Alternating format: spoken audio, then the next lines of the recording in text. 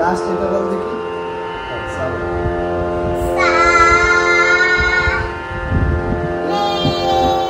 আমি জানি এই সমস্ত গুণী মানুষদের সান্নিধ্যে থাকলে আমার ঝনকবাবুটা একদিন অনেক বড় হবে, যদি নিজের ইচ্ছে থাকে তবে। Good morning everyone, welcome back to the channel Roznamcha. আজ সকালবেলা ঘুম থেকে ওঠার পর আমি ভাবছি যে আজকে আমি এত তাড়াতাড়ি উঠে গেলাম অ্যালার্মের আগে। তারপরে দেখছি বাইরে গিয়ে এত মেঘ করেছে, আসলে এখন ওয়েদার রিপোর্টে যা বলে একদম কাপে কাপে মিলে যায়। জনকের আজকে স্কুলে পরীক্ষা আছে ঠিকই, কালকে স্কুল থেকে নোটিশ করেছে কাউকে অ্যাবসেন্ট করানো যাবে না, প্রেজেন্ট করাতেই হবে। তাই যতই বৃষ্টি হোক, নিম্নচাপ হোক, যা ইচ্ছে হতে থাক, পৃথিবী উল্টে গেলেও স্কুলে পাঠাতে হবে, সেই তো একটা চাপ আছেই। আর তার সাথে আজকে একটু বেরোনোর প্ল্যানও করেছিলাম। কোথায় বেরোনোর প্ল্যান করেছিলাম, কখন বেরোনোর প্ল্যান করেছিলাম এখন কিচ্ছু বলবো না, বৃষ্টির ওপর ডিপেন্ড করছে। যদি দেখি বৃষ্টি সেরকম হলো না তাহলে যাবো, তাহলে তো তোমাদের সাথে শেয়ার করবোই। আর যদি বৃষ্টি হয় তাহলে তো যাওয়া হচ্ছে না, তাই আগের থেকে কিচ্ছু বলবো না, আগের থেকে ভেবে রাখলেই কোনো কাজ হয় না। চলো এবার আস্তে আস্তে দিনটাকে শুরু করি আর দেখতে থাকো সারাদিন কী করি। ঘর থেকে বাইরে বেরিয়ে দেখি আকাশ একেবারে কালো মেঘে ঢেকে আছে। যদিও বৃষ্টি শুরু হয়নি, কিন্তু মেঘলা মেঘলা করেই আছে। আমি একটা জিনিস খুব লক্ষ্য করেছি, কি বলো তো, যেদিন স্কুল থাকে মানে বাড়ির থেকে বেরোনোর ব্যাপার থাকে সেই দিনই এরকম মেঘলা থাকে, আর যেদিন বাড়িতে থাকি সেদিনকে একেবারে কড়া রোদ, ঠাটা পোড়া গরম।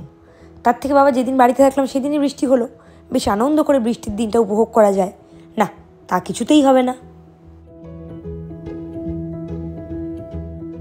মেঘলা মেঘলা বৃষ্টির ওয়েদার খুব ভালো লাগে, যদি সেটা বাড়িতে বসে উপভোগ করা যায় তবে। বাইরে বেরোতে গেলে মোটেই ভালো লাগে না, কি বলো? আমি রান্নাঘরে ছিলাম, তোমাদেরকে একটা জিনিস দেখাই। হঠাৎ করে দেখছি কটা বাজে ঘড়িতে, দেখো 7:30 পুরোপুরি বাজেনি, কারণ এই ঘড়িটা ফার্স্ট। ও এখান থেকে হঠাৎ করে নেমে এই ঘর থেকে দৌড়ে ওই ঘরে চলে গেল। আর রাকেশ এখন রেকর্ডিং করতে ব্যস্ত। কালকে প্রোগ্রাম করেছে, প্রোগ্রাম করে 2:30টার সময় শুয়েছে, শুয়ে আবার সকালবেলা 7:30টার মধ্যে উঠে রেকর্ডিং করছে। ও ওই ঘর দরজা খুলে ঢুলে ঢুকে গেল। আমি জিজ্ঞেস করছি কী হয়েছে, কিছুতেই বলছে না। বাবাকে কি বলছে, ও বাবা ডাইপারের মধ্যে হিসি হয়ে গেছে। ও ভেবেছে যে আমি ওকে বকব, ডাইপারে হিসি হয়ে গেছে, হিসি হয়ে কি কাঁথা ভিজে গেছে। দেখো মুখটা করে আছে, দেখো জিপটা বের করে এরকম করেছিস কেন? তুই বাবাকে বলতে গেছিলি কেন আগে বল, আমাকে না বলে বাবাকে বলতে গেছিলি কেন? হ্যাঁ কেন কেন কি কাণ্ড ভাবো তো। ছেলেটা আসলে বুঝলাম যা বাবার থেকে মাকে বেশি ভয় পায়। ওই জন্যই ঘুম থেকে ওঠার পর যখন দেখছে বিছানায় হিসি হয়ে গেছে, তখন তাড়াতাড়ি করে বাবাকেই বলতে গেছে আগে, জানে মাকে বললে এক্ষুনি বকা খেতে পারে। এরপরে আমি রান্নাঘরে এসে গেলাম। আর রান্নাঘরে আজকে আমার একটা কাজ আছে। এই দেখো সমস্ত সবজি কেটে রেখেছি, পেঁয়াজ, টমেটো, গাজর, ক্যাপসিকাম, আর তার সাথে 1 কিউব মতো পনির। আজকে এইটা দিয়ে ঝনকের জন্য টিফিন বানাবো। প্রথমেই কড়াই বসিয়ে দিয়েছি, আর কড়াইয়ের মধ্যে দিয়ে দিলাম সাদা তেল। আজকে তেলটা না একটু বেশিই পড়ে গেল, আমি এত তেলে কখনো রান্না করি। প্রথমে তোমাদেরকে আমার ছেলের একটা কথা বলি। গতকাল যখন স্কুল থেকে ফিরেছে আমাকে বলছে, মা তুমি প্রত্যেক দিন আমাকে টিফিনে কেন আপেল দাও? সবাই কি সুন্দর সুন্দর টিফিন নিয়ে আসে, এরপর থেকে আমাকে আর আপেল দেবে না রোজ রোজ। এটা শুনে আমি বলছি, আপেল হলো খুব হেলদি জিনিস, কিন্তু ওর মতে রোজ রোজ এইসব হেলদি খাবার ওর মোটেই ভালো লাগে না। তাই ভাবলাম আজকে ঝনকের জন্য কিছু বানিয়ে দেওয়া যাক। আজকে যে আমি কী বানাচ্ছি আমি নিজেও জানি না। এই সব সবজিগুলো বাড়িতে ছিল, সব কিছু কেটে ফেলেছি, সেইগুলোই আগে একটু ভেজে নিচ্ছি সামান্য নুন আর সামান্য হলুদ দিয়ে। এবারে সবজি সেদ্ধ হওয়ার জন্য ঢেকে দিলাম। ঢাকনা খুলে দেখলাম সবজিগুলো ভালো মতো সেদ্ধ হয়ে গেছে। আর দেখো না একটু কালচে কালচেও হয়ে গেছে, ভয় ধরে গেছিলো পুড়ে গেল না তো। তাড়াতাড়ি করে টমেটোটা দিয়ে দিলাম, পড়েনি দেখলাম। এবারে এর মধ্যে দিয়ে দেবো গতকাল রাত্রিবেলা ভিজিয়ে জল ঝরিয়ে রাখা সাবুটা। আগের দিন যা হয়েছিল আজকে দেখা যাক কেমন হয়। প্রথমে তো ভেবেছিলাম খিচুড়ির মতোই করব, ঘিয়ের মধ্যে একটু আদা জিরে বাটা দিয়ে। তারপরে ভাবলাম ওই টেস্টের থেকে ঝনক এই টেস্টটাই বেশি পছন্দ করবে, আমার মনে হয় যা। একটু সময় যেতে না যেতেই দেখলাম আগের দিনের পর্যায়েই পৌঁছে গেল। আমি যে জল ঝরিয়ে রেখেছিলাম সাবুটার, তাতে কোনো লাভ হলো না, সেই আগের দিনের মতোই দলা দলা হয়ে গেল। তারপরে ভাবলাম যা হয়েছে হয়েছে, টেস্টটা ভালো হওয়া নিয়ে কথা। এর ওপরে পনিরটা গ্রেট করে দিয়ে দিলাম। পনিরটা কিউব কিউব করে কেটেও দিতে পারতাম, কিন্তু ঝনক না বড় জিনিসের থেকে গুঁড়ো জিনিস খেতে বা মাখা জিনিস খেতে বেশি পছন্দ করে, তাই জন্যই এইটা করে দিয়েছি। এটা একটু ঘেটে গেছে ঠিকই, কিন্তু আশা করি এতে কোনো রকম প্রবলেম হবে না। পনিরটা দিয়ে এবার একটুখানি ভালো করে নাড়াচাড়া করে এরপরেই নামিয়ে ফেলবো। ব্যাস কমপ্লিট ঝনকের টিফিন রেসিপি। এর নামটা যে কি আমি নিজেও জানি না।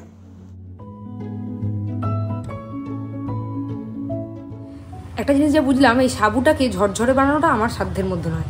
কেন বলো তো, এর আগে যেদিনকে করেছিলাম সেদিন আমি এটাকে ছাঁকনিতে দিয়ে রাখিনি, ওই যেভাবে ফুলে উঠেছিল সেটাকেই ঢেলে দিয়েছিলাম। তখন গীতাদি বললো জল ছিল বলে এটাকে এরকম ঘেটে ঘেটে গেছে।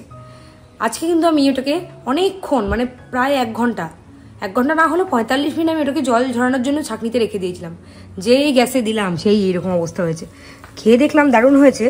এর মধ্যে প্রচুর ঝনকের শরীরের জন্য উপকারী জিনিস আছে, কিন্তু একটু ঘেটে গেছে। আমি আর এই সাবুর পোলাও টাইপ আর কোনোদিনও বানাবো না।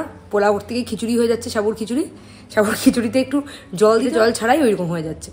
খেতে কিন্তু দারুণই হয়েছে। এইবার তোমাদেরকে একটা মজার কথা বলি, ঝনক আজকে টিফিনটা পুরোটা কমপ্লিট করে এসেছে নিজে হাতে। তোমার কি ঘুম টুমের দরকার হয়? তোমার কি ঘুমের দরকার হয়? ওই তো, কিন্তু কাজের প্রতি দায়বদ্ধতাটাও একটা বড় ব্যাপার। এটা আমার দেওয়ার কথা আজকে সকালেই, মানে কাল রাতের মধ্যেই দেওয়ার কথা, আজকে সকাল থেকে বাঁচাবে। তো ওই জন্য আমি একদম সকাল 9টার মধ্যে থেকে দিতেই হবে। আর 9টার অবধি তো আমার কাজ করার টাইম নেই, আমি 8টা অবধি বড় জোর কাজ করতে পারবো, এক্ষুনি দিয়ে দেবো, হয়ে গেছে প্রায়। রাকেশের একটু টাইম জ্ঞানটা কম আর ভুলে যায়, তাছাড়া প্রত্যেকটা কাজেই কিন্তু প্রচণ্ড পাংচুয়াল। এ ঘরে এসে দেখলাম ঝনকবাবু সকালবেলা ওসব কীর্তি করার পর আবার টেনে ঘুম দিয়েছে। আসলে এত সুন্দর একটা ওয়েদার পেয়েছে, যেই সকালবেলা মেঘলা মেঘলা দেখলাম, ঠান্ডা ঠান্ডা হাওয়াও বইতে শুরু করেছিল চারিদিকে, সেইটাও দেখলাম। আর সেই সুন্দর ওয়েদারে ঝনকবাবু একটা সুন্দর মতো ঘুম দিয়েছে টেনে। আর ঘুমোচ্ছে তো ঠিক আছে, তার পাশে কিন্তু রোবটের বইটা আছে। আর দেখো কালকে কালার করেছিল, সেটাই দেখাচ্ছি তোমাদেরকে এখন। এই ছেলেটা যে একটু পরে পরীক্ষা দিতে যাবে, ওর কি কোনো সেই হুঁশ আছে? হ্যাঁ,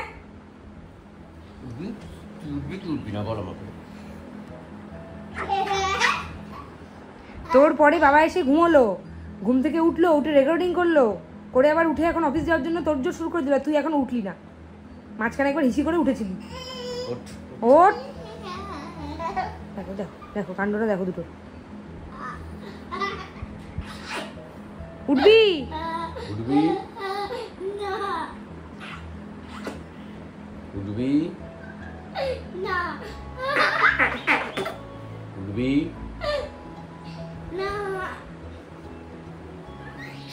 আমরা যখন ছোট ছিলাম এত আহ্লাদ খেয়ে, মানে এত আদর খেয়ে ঘুম থেকে কোনোদিনও উঠিনি। রোজই প্রায় বকা খেয়ে ঘুম থেকে উঠতাম। যদি কোনোদিনও খুব দেরি হয়ে যেত, সেদিন তো এই কথাও শুনতাম, লাট সাহেব হয়ে গেছি নাকি, বেলা অবধি ঘুমোতে হয়। সেই বেলাটা কটা শুনবে? 7টা। এই একটু পরে যে পরীক্ষা দিতে যাবি, তুই এখন শুয়ে শুয়ে ফোন টিভি দেখছিস? জ্যাক অ্যাঞ্জিল বলো, উঠে বসো। জ্যাক অ্যাঞ্জিল, ওঠো ওঠো ওঠো, উঠে বসো, বাবাকে একটু দেখিয়ে দাও।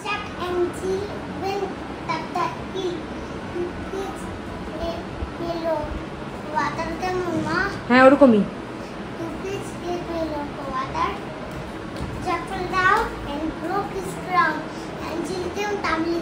গতকাল রাত থেকে ঝনককে সমানে পড়িয়ে যাচ্ছি পাখি পড়ানোর মতো।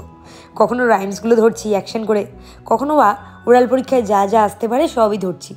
আর ঝনকটা না এটুকু মাথায় রাখবে কি করে, যখন অ্যাকশন করছে তখন রাইমস ভুলে যাচ্ছে, আবার যখন রাইমস করছে তখন অ্যাকশন ভুলে যাচ্ছে। পুজোর যে ছুটিটা কাটিয়েছি না, তারপরে আমাদের সব কিছুতেই লেট হয়ে যাচ্ছে। গতকালও প্রচণ্ড লেট হয়েছে, তোমাদের সাথে কিছু শেয়ারই করিনি, এমন লেট হয়েছিল। আজকেও কত লেট হয়ে গেছে দেখবে। এই দেখো 10টা বাজতে 10, মানে ওই ধরো 9:40, 9:45 এরকম হয়েছে। 9:30 আমরা বের। আজকে রাকেশকে মনে হচ্ছে আর ট্রেন পাবে না, বাইকেই যেতে হবে অফিসে। দেখা যাক কী করি। রাকেশ কিন্তু আজকে ট্রেন পায়নি, শেষমেশ বাইকেই যেতে হলো অফিসে। আর ঝনক আজকে দিয়ার বাড়িতে এসেই বসেছে ধ্যান করতে। ওকে ওর দিদা, মানে যিনি পড়ান উনি নাকি শিখিয়েছেন ওকে ধ্যান করা, তাই জন্য সেইটা আবার আমাদেরকে শেখাচ্ছে। এরপর দিয়াকে শিখিয়ে দিয়েছে এভাবে ধ্যান করো, এইভাবে ধ্যান করো। আর দিয়া তো নাতির কথায় ওঠে আর বসে, দিয়াও বসে পড়েছে ধ্যান করতে। আমাকেও অনেকবার বলেছিল, আমি করিনি বাবা। ঝনককে স্কুলে পৌঁছে দিয়ে আমিও ঢুকে গেছি স্কুলে। আর দেখো আমাদের স্কুলের স্টুডেন্টরা এভাবেই কয়েকদিন ধরে অক্লান্ত পরিশ্রম করে যাচ্ছে। আর কয়েকদিনের মধ্যে খুব সুন্দর একটা প্রোগ্রাম সবার সামনে প্রেজেন্ট করবে ওরা। স্কুলে রিহার্সাল তো চলছে জোর কদমে। এর মধ্যেই আমার চোখ পড়লো আকাশের দিকে। আকাশ তখন একেবারে কালো হয়ে এসেছে, সে এমন কালো যে ঘরের লাইট না জ্বালালে কিছুই দেখা যাচ্ছে না। ঘুরতে যাওয়ার প্ল্যান ছিল, তোমাদেরকে সকালেই বললাম, কিন্তু এখন মনে হচ্ছে সেই সব আশা একেবারেই ঝেড়ে ফেলতে হবে মন থেকে। এই ফাংশনের কয়েকটা দিন আগে আমাদের প্রচণ্ড পরিশ্রম হয় প্রত্যেকেরই, কিন্তু ওদেরকে দেখো, ওদের পরিশ্রমটাই কিন্তু সব থেকে বেশি, কিন্তু এই এত পরিশ্রমকেও ওরা একেবারে হাসি মুখেই মেনে নেয়। এই বৃষ্টির কারণে ঝনকবাবু আজকে স্কুল থেকে ফিরেছে অনেক দেরি করে। 1:30টায় ছুটি হয়েছে, প্রত্যেকদিন 1:40-এর মধ্যে ফিরে যায়। আজ ফিরেছে 2:10-15-তে, আর এসেই ওর রেনকোট পরা সুন্দর চেহারাটা সবাইকে দেখিয়ে বেড়াচ্ছে। এবার দাদু ভাইয়ের কাছে একটু আদর খেয়ে নিল। ওপরে এসে তোমাদের সাথে খাবারের মেনু শেয়ার করব। মেনুতে ছিল উচ্ছে বেগুন ভাজা, তার সাথে ঝিঙে আলু পোস্ত। প্রত্যেকটা খাবার কিন্তু আমাদের খুব প্রিয়। ভাত তো থাকবেই, ভাত ছাড়া আর খাবো কী করে। আর তার সাথে কি ছিল দেখো, পটল আলুর তরকারি, দারুণ হয়েছিল। যদিও ডাল ছিল, কিন্তু এত কিছু থাকার পর ডাল লাগে না। আর ছিল আমাদের ফেভারিট হাঁসের ডিমের কষা। খেয়ে দিয়ে উঠে বাইরের ওয়েদার দেখতে গেলাম। তোমাদেরকে এবার বলেই দিই আমাদের কোথায় যাওয়ার কথা ছিল। আজকে ভেবেছিলাম আমি আর রাকেশ একটু চন্দননগরে যাব জগদ্ধাত্রী ঠাকুর দেখার জন্য। সবটাই যখন হলো, এটা কেন বাদ পড়ে। খেয়ে দিয়ে উঠে যখন বাইরের ওয়েদার দেখতে এলাম যে এক্ষুনি বেরোবো, দেখে মনটা একেবারে চুরমার হয়ে গেল। কোনোভাবেই বেরোনোর সম্ভাবনা নেই, আকাশের মুখ একদম ভার। বলেছিল পড়তে যাবে না, এখন সন্ধেবেলা। তারপরে সেই পড়তে না যাওয়ার ব্যাপারটা নিয়ে রাকেশ একটা গানই বানিয়ে ফেললো। এর শোনো গানটা। চতুর্দিক অগোছাল, ঝনক বলছে আমি পড়তে যাব না, গালটা করব লাল থাবড়ে। যাবি? জীবনটা যখন এতটাই বড়, তখন জীবন যে একঘেয়ে হবে এটাই স্বাভাবিক। কিন্তু সেই একঘেয়ে জীবন থেকেও আমাদেরকে প্রত্যেক মুহূর্তে বেঁচে থাকার জন্য রস খুঁজে নিতে হবে, যেইটা আমরা করে থাকি। বিশেষ করে রাকেশ প্রত্যেকটা ব্যাপারেই ঝনককে আর আমাকে অনবরত মজা দেওয়ার চেষ্টা করে চলেছে। জামাই অতি ব্যস্ত, তাই জন্য কোনো দিনই আসার সময় পায় না। আজ এসেছে, কিছু না খেতে দিলে চলে। এই যে খাবার নিয়ে হাজির শাশুড়ি মা, আর ঝনকও সেই খাবারের উপর একেবারে হামলে পড়েছে। তারপর একটা খেয়ে যাচ্ছে, দেখো আবার একটা মিষ্টি নিয়ে হয়েছে, ও নাকি রোগা হবে, ডায়েট করবে।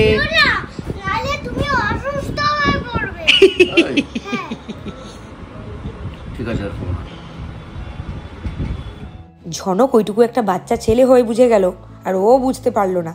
ঝনক কিন্তু বাবাকে সমানে শাসন করে যাচ্ছে, খেও না। আর রাকেশ সেই সব কথায় কানও দিচ্ছে না। এরপরে আবার একটা শনপাপড়িও খেয়েছে। আগামীকাল নবমী, তাই জগদ্ধাত্রী ঠাকুর যাচ্ছে প্যান্ডেলে প্যান্ডেলে। কি ভালো লাগছিল দেখে, কিন্তু বৃষ্টির জন্য ভাবছিলাম এই পুজোটা না মাটি হয়ে যায়। সামনেই কোলাজবাবুর একের পর এক অনুষ্ঠান, ড্রেস কিনতে হবে না? এই জন্য আজকে কোথায় এসেছিলাম দেখো। আর কি স্টক, বাপরে বাপ! প্রচুর খাটাখাটনি করানোর পর, মানে অনেক জামা কাপড় ট্রাই করে করে দেখার পর শেষ পর্যন্ত একটা পছন্দ হয়েছে, আর সেটা নিয়েও নিয়েছি। আর তার সাথে গিফটও পেয়েছি, এই যে এই ফুলের 2টো স্টিক। সুচেতাদি অনেক অনেক থ্যাঙ্কস আমাকে এত সুন্দরভাবে হেল্প করার জন্য ড্রেসটা চুজ করে দেওয়ার ব্যাপারে।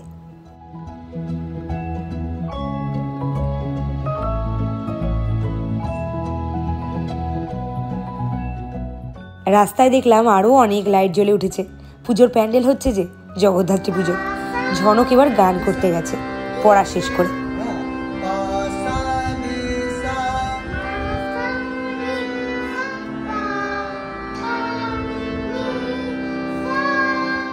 ঝনকটা কিন্তু বড্ড চঞ্চল, গান করবে কি করছে দেখতে পাচ্ছ? ও গান করতে বসলে এইভাবে ডিস্টার্ব করে যায়। তবে এরপরেই অবাক করে দিল ঝনক।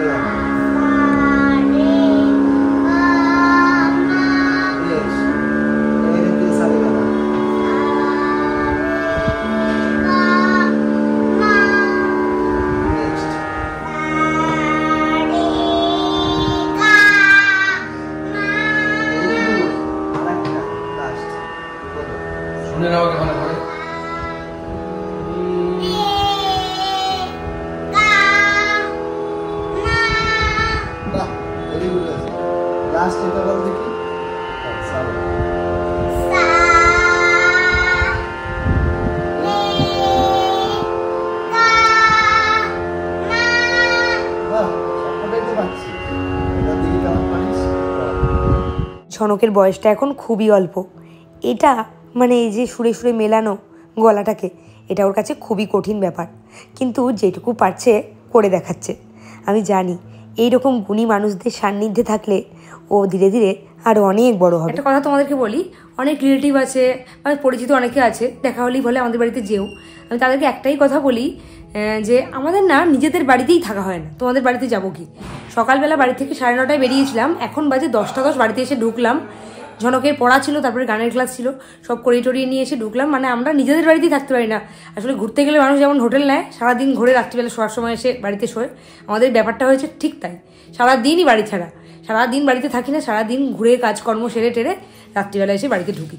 আর রাকেশের তো মাঝে মাঝে এর থেকেও বেশি দেরি রান্নার প্রোগ্রাম থাকে। যে যেমন গতকাল রাত্রিবেলা বাড়িতে এসেছে 2:30-3টের সময়। প্রত্যেকদিন মানে সকালবেলা বেরোচ্ছে অফিসে, ওই ধরো 9:30 বেরোচ্ছে, আর বাড়িতে ঢুকছে পরের দিন, মানে পরের দিনই হয়ে যাচ্ছে 12টা বেজে যাওয়া, মানে পরের দিন ওই 3টে, কোনোদিনও 3:30, কোনোদিন 2:30, রোজ এই হয়।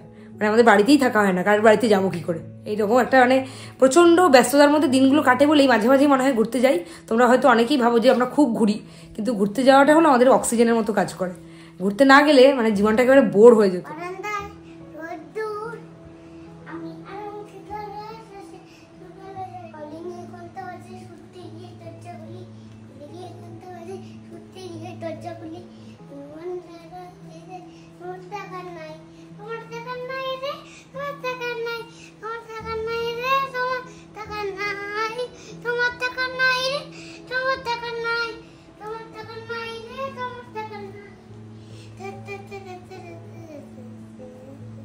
ঝনকের গান না শোনালে আমার রোজ নামচা একেবারে অসম্পূর্ণই থেকে যায়।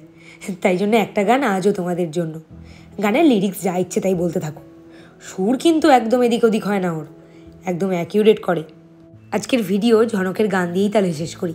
চলো তাহলে আজকে গুড নাইট, কালকে আবার নতুন ব্লগে তোমাদের সাথে দেখা করবো। টাটা।